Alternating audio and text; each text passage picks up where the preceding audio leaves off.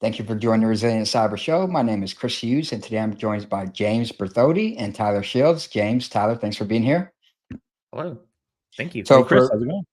It's going well, man. I'm excited to have this chat. We were just saying this is a hot topic, a spicy topic. People have strong opinions on this topic. But before we dive into the topic of shift left, for folks that don't know each of you and haven't had the pleasure of following you guys like I do, can you tell us each a bit about your background? Sure. So my background's a security engineer until like 3 months ago, so I still feel comfortable starting that way. But just mostly DevOpsy, security engineering, DevSecOps type stuff.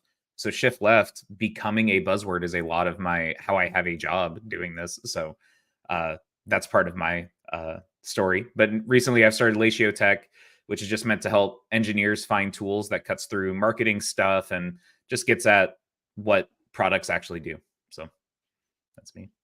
And I am Tyler Shields. So I've been around cybersecurity for 20 to 25-ish years. The beard, the gray in the beard, gives that away, and you can tell that. I started out my career. The first half of my career as an offensive security guy, pen testing, R&D, research engineer, writing code, writing signatures, rootkits, that kind of stuff. And the second half of my career fell into marketing roles and actually was CMO at Jupiter One and Signal Sciences. And most recently, I am now a market analyst at Enterprise Strategy Group. Yeah, you both have super unique and interesting backgrounds, and it's what I love is it's led by your practitioner background, both of you. So you're doing analysis and like on vendors and tools and industry trends and things like that, but you've actually been a practitioner and hands-on too. So it's well informed, and I think that's why it resonates, at least with me, and I'm sure many others too. So just to level set a little bit, the topic of the conversation today is shift left losing its shine? And for folks not familiar, shift left is kind of this industry trend or movement where the talk is moving security earlier in the software development lifecycle. Theoretically, it's supposed to be cheaper to fix vulnerabilities, more effective, more optimal to do that, in terms of cost savings and all these kind of things. And we know intuitively from a security perspective, right, it makes sense to fix things before they can get exploited. The challenge is, some of the data, I should say, the most citable, cited data when it comes to shift left, it turns out is from an IBM quote unquote study that maybe did or didn't exist from about 40 years ago. That's not really backed by any kind of empirical data. And I recently shared a LinkedIn post, from CISA has a subcommittee that put out these recommendations to CISA, and among those was the topic of the shifting left, right, and the value of that. And they talk about the fact that this IBM study, as well as another one from another individual, actually may not have existed, may not have actually been true research, validated numbers and figures and things like that. And so maybe it's not quite as cost effective as we think it should be or may be. And they say we need more empirical data, right? Kind of to make our case to the business. And this concept of quote unquote shifting left, or you'll hear phrases like building in versus bolting on security. All these things we talk about have been around for a long time, and they've come in many forms. But shift left, I think, is not just challenged from the lack of empirical data and the studies and things like that, but it's been implemented poorly in some cases and caused a lot of friction and frustration among our development peers and so on. So I'm curious, starting with you, Tyler, from your perspective, what are your high level thoughts on shift left and some of the good, some of the bad ways it's went wrong and so on? Yeah, I have a unique perspective, but we'll get to that on a later question. My high level view on shift left and what I think what kind of spurred this, the creation of this particular episode of the show, was that I just love the title you chose, right? Like everybody wants to put, I actually wrote a piece a year and a half ago, and I put at the top, shift left is dead or is dying, right? Like everybody wants that moniker. And I don't think it's the right moniker. I never actually posted the piece because I felt it was too inflammatory. It wasn't really true. It wasn't quite there. And so I love the title that you chose. It's starting to rust. And the reality there is, I think my view of shift left is great in theory, no longer practical in execution. And we'll get to that in a little bit as we go through some of my personal journey with shift left. In theory, it'd be great if we could shift cybersecurity left in the development lifecycle and put it 100% into the developer's hands. But so many things have changed since that ideal was created, arguably 20 to 40 years ago.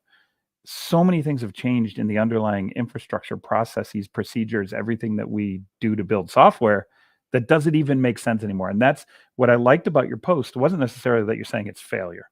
like, cut and dry. What you're suggesting is people put thought into it. Let's think about this. Like, is it really something that still stands up in today's modern world? And my 30,000-foot view on that is no, I don't think it does.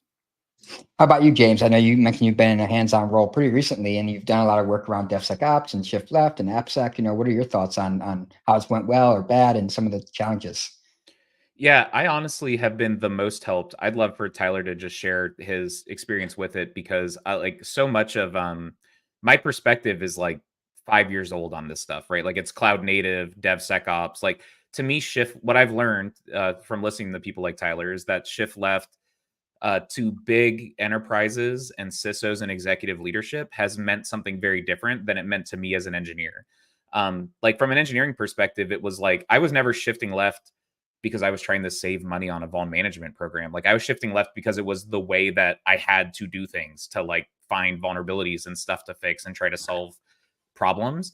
But like I've learned from just the way that Tyler looks at shift left and like how it's developed that if you looked at shift left as this like cost savings maneuver, like yes, that's failed. Like all it's done is hey, now you get to buy extra tools and invest extra dev time and do all this extra stuff to fix, like all it's doing is raising issues. So I can see why someone, if that was their goal, it's failed. But I think that the idea of shift left, like there's just not an alternative as far as, hey, we want to find vulnerabilities in our code. Like to me, that's what shift left means now is like code scanning.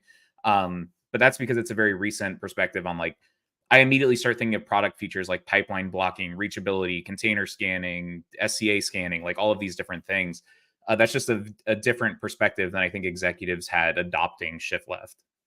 Yeah, I think you're spot on. And so Tyler, given you're the more experienced one among us, I like the you've way you been put that. you've Thank been you. around the More industry for a little experience. bit. Tell us your perspective. I know you're working on a piece about the evolution of applications and software and some of the early Sure. days of shift left, for example. I'm curious to hear your perspective.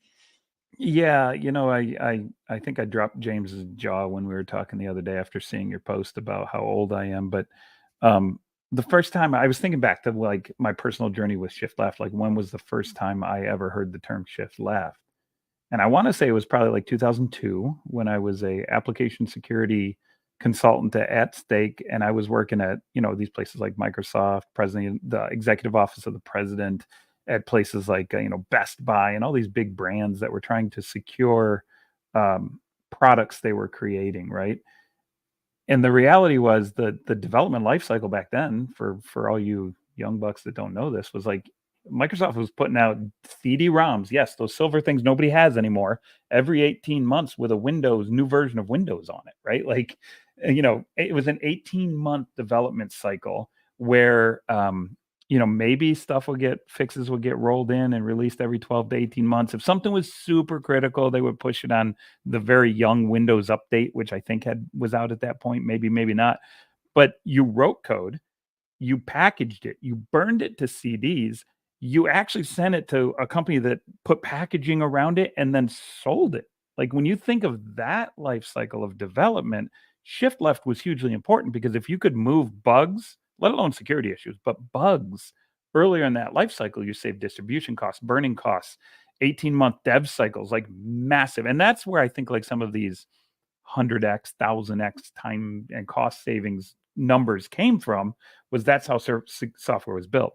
When you start to layer on software as a service and you start to layer on everything being internet accessible and okay, let's create automatic updates, click a button, it gets updated.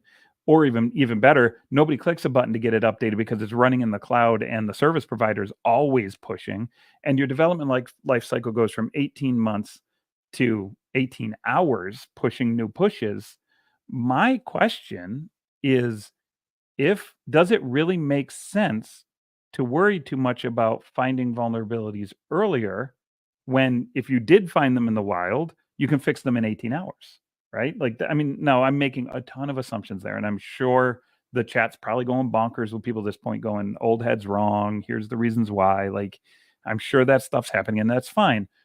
But what I'm pressing people to think on is when we have cloud native microservices, instead of one app, we have 100 microservice apps that are all being updated in real time with pushes daily, multiple times a day, whatever it is that cost savings worth it anymore? to really put in all this tooling and all this pressure to overload your developers with stacks of flaws and move it all shift left. And I'm not saying we should ignore shift left. That's not what I'm saying. What I'm getting at is we should rethink the term and what it means in the modern infrastructure.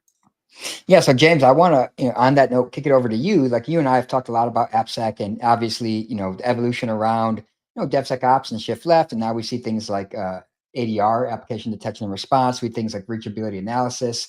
And while on the surface, what Tyler said sounds simple. The reality is like there's double-digit growth in the CVEs year over year, 200,000 plus in NVD alone.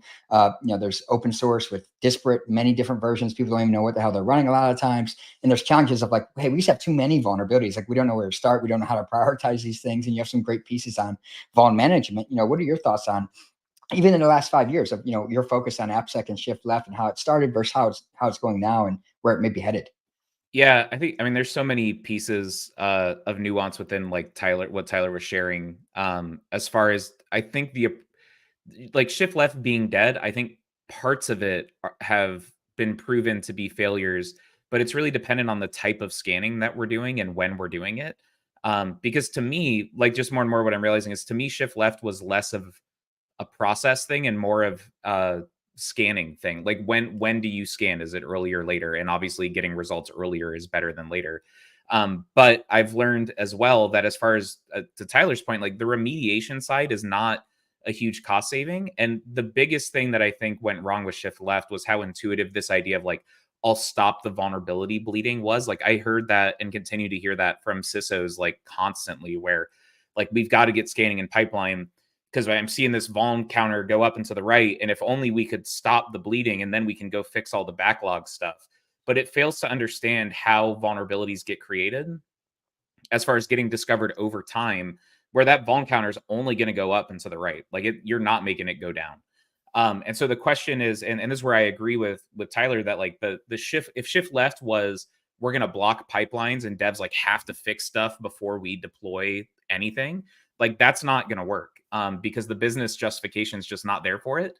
When 90% of these things are false positives, like it's objectively a waste of time to have developers fix most of this stuff when you've got a customer who says they're going to churn if you don't deploy this new feature within 2 weeks. And you're like, oh, the security team is making us fix this thing that's not even exploitable.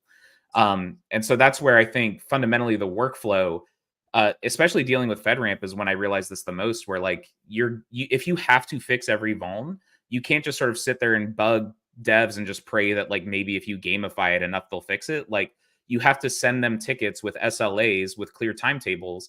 And that's not a super shift left workflow, but it's the realistic one for getting vulnerabilities remediated. Yeah. So I want to pile on here real quick, Chris, because I when this topic came up the other day, as good researchers and friends do, we start to bounce stuff off of each other, right? And so I immediately went to my another colleague of mine, Melinda Marks at ESG, and was like, "Hey, what do you think about this topic? Like, let's bounce this sucker around." And she pointed me to a blog post that she did about 1.5 years ago, and it's to James's point. One of the key things she calls out here is like, is shift left the correct terminology in a modern development life cycle? And what I mean by that is if we have continuous integration, continuous delivery, what she wrote, continuous integration, continuous delivery,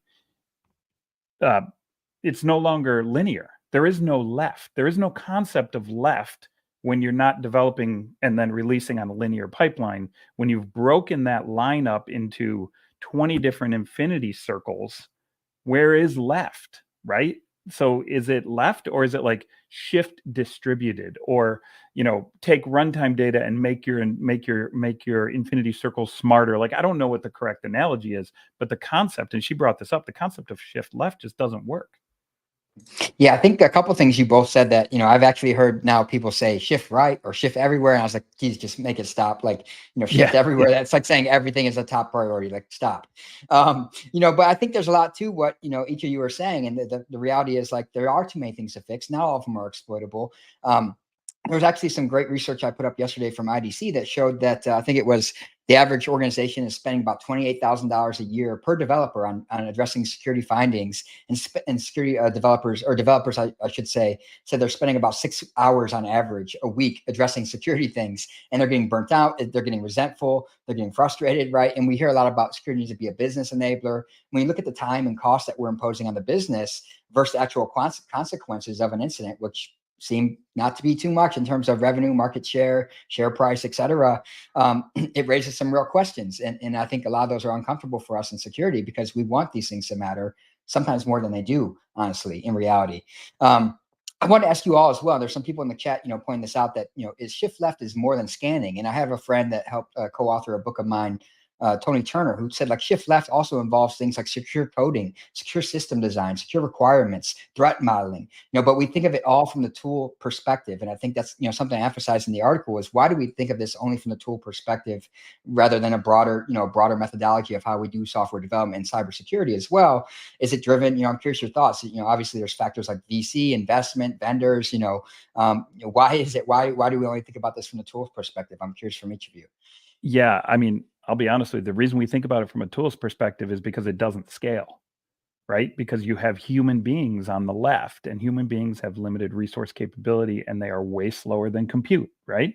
And so shift left, if you only had humans doing it, like let's flash back to me in 2001, right? Like I was a security consultant. We were doing shift left for companies. We would come in, we would do a pen test. We'd find a stack of flaws in their production stuff. And they go, oh my God, what do we do to fix this? Well, guess what? We sell you $200,000 worth of ProServe a year so that we could come in and do your code reviews, your threat modeling, your design reviews, your application architecture reviews, AKA shift your stuff left so it's fixed sooner. And they would gladly pay the $200,000 because it cost them $1 million to reship all the CD-ROMs, right? So that the cost was there that made a whole lot of sense. And so when we did that with humans, immediately people are like, well, how do we automate this so we can make it faster and better? And that's where the tools and the whole AppSec market came on, the automation of human delivery there, right? And so the reason that came into play is because of automation, to make it faster, to make it scale to a degree. And in some ways it worked, right? Like we're able to do static analysis way faster than human beings could do it way back in the day. DAST helps. Like we're finding vulns at a much faster pace. We'll never find them all. But that's the reason why we went and spent so much money on tooling. How about James, from your perspective, given you've recently been in these roles and interacting with people and stuff like that, why is it only looked at from the tool perspective? Yeah, I think it's part of it's what we talk about a lot, me and you, Chris, around like how compliance actually is what drives a lot of this stuff, where, auditors are asking for things like, do you require code reviews? Do you review changes before they're deployed to production? And to a lot of people, it's a lot easier to buy a product that does all this scanning stuff. Like, I mean, I think there's a vendor out there that's Aikido that markets exactly to this, which is like, hey, there's a lot of crap to scan. Guess what? Here's your one integration. It scans all the crap. Kind of, you're done. And that's that's part of the driver, is the compliance. And the other is the thing that I think doesn't get recognized enough is that just like how cloud proliferated down market very quickly because of like mid-market adoption of cloud was faster than enterprise. The same thing has happened with AppSec, where if you're adopting cloud, you're probably also early adopter of IAC and a lot of open source SCA stuff. Like you're all of a sudden there's people like me getting into application security that are thinking of shift left as like, we're just getting started with development flow. Like we have no concept of like what waterfall looked like besides knowing that it sucked. But we don't know like the details of like the pros and cons of switching. Like even when I talked to, I gave a talk at Threat ModCon last year that was really helpful to get feedback from like, oh, your prioritization that you were doing at ReliQuest is exactly what we did at Cisco. And I'm like, okay, well, it would have been awesome if like I could have just stolen it from Cisco instead of having to invent it. But like it's people sort of learning these lessons for the first time as DevOps and application deployment processes become more of like a general business thing and less of a Cisco Microsoft thing. Yeah, what's funny is last week I had Wendy Nather and Casey Ellis on, industry longtime experienced veterans like Tyler, and they've seen a lot of these trends come around various times over and over again under new names and auspices, and angles from the the industry and tool community and vendors and so on. And it's kind of like what is old is new again in some ways. And that was an interesting conversation. So I know we try to keep things on point from a time perspective. One parting question for you each is, looking at other efforts now, we see secure by design, secure by default coming out, from CISO. They're really evangelizing this. And industries rallying around it, to some extent. You see industry kind of vendors and products and conferences and stuff kind of rallying around this mantra, which, secure by design, secure by default sounds very similar to shift left, right? Building security in from the onset, all these kind of things. Obviously, there's incentives and things like that, and economics and other things at play. But, what are your thoughts around those trends, and where do you see them going in perhaps a better direction or a similar direction as shift left? What do you think? You go ahead, James. You take it first. I kind of hate it because I think it's super vague. It's just very like, okay, secure by design, great. I'll sign the pledge. Okay, great. I did it. There's just not enough. That's at least what I like about the scanning approach is there are actual things that come out of it. What secure by design means for organizations, I think a lot of the issue too is a lot of this discussion is being driven by big tech companies that have the ability to do very advanced security things at scale. And they have developers who are doing security. It's not security engineer who's like in a CrowdStrike dashboard and all of a sudden it's like, oh, create secure by design Terraform modules. It's like, okay, I'm not gonna be able to do that. But like at Netflix and stuff, yeah, they can freaking make really good Terraform modules that can be replicated down a stack and secure components where like we've created a custom decorator that secures functions that look like this, just use this. Like that is definitely what people should be doing. But it's kind of like shift left where it's like, yeah, we should be fixing stuff. But the problem is security people generally need help on the development learning side, which is why I try to spend a lot of time like talking about how to do some of that stuff. And really, like, yes, we should do secure by design, but we need to be a little more clear what we mean by it.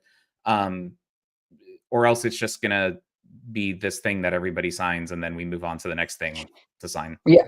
I wanted to jump in real quick, Tyler, on that. I had some strong opinions too. I kind of, a couple notes. I put an article out. It has kind of like a scout's honor. Like we're just giving our word, right? Like, yeah, we'll do the right thing. And like, we'll do these things. And if you look at the signatories, like you said, they're the biggest, most competent, capable, well-resourced companies in the world. Like, yes, they're, most cybersecurity companies, to quote Wendy Nather, live below what she called the cybersecurity poverty line. It's like telling people just don't be poor anymore. It's like, it doesn't work like that. Like they can't manifest the resources and the expertise out of thin air. So I think it is misguided in some ways. And of course it's voluntary as well. And, companies of course are juggling other competing interests like speed to market, revenue, profitability, appeasing investors and all these kind of things that they have to account for too. So it's a challenge. I agree there. And over to you, Tyler.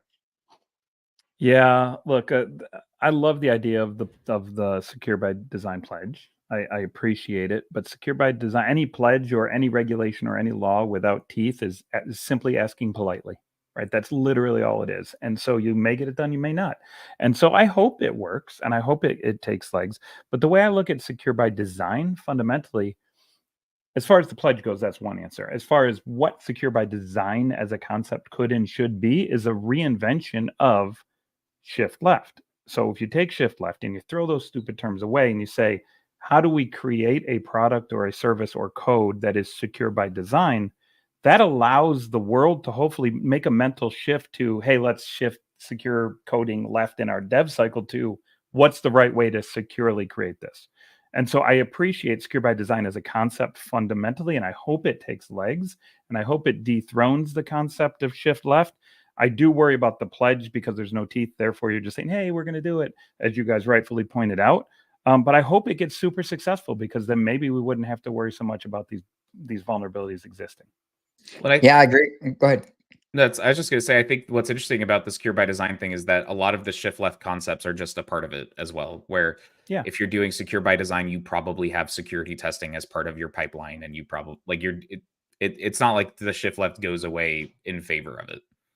Yeah, if you dig into it, they actually lay out various practices and activities, and those are literally among them. That the signatories are saying they'll do, or they already do, or, you know, that kind of thing they advocate for. So I agree with you. I hope it works too, but as we all know, hope is not a strategy. So, you know, we'll see where it goes. I hope it does work as well though. But, you know, James, Tyler, thanks for jumping on.